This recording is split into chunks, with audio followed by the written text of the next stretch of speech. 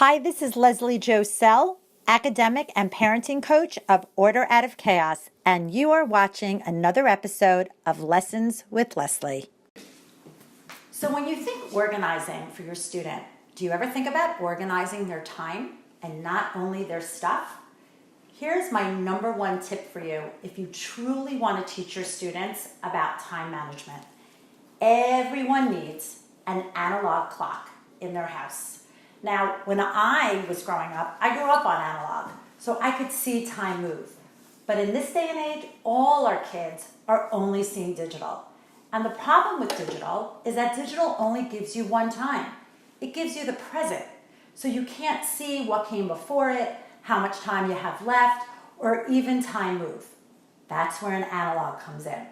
So if you see, an analog gives you enough ways for you to see time be. You can see you have 5 minutes left. You can see that you have maybe 20 minutes left. Even, and I'm hoping you can all see this, I colored in with a Sharpie about 5 minutes worth of time. It's a great way to teach a young kid about time. And all you have to do is just color it in, and then you can take a cloth and wipe it off. But here's my tip within a tip.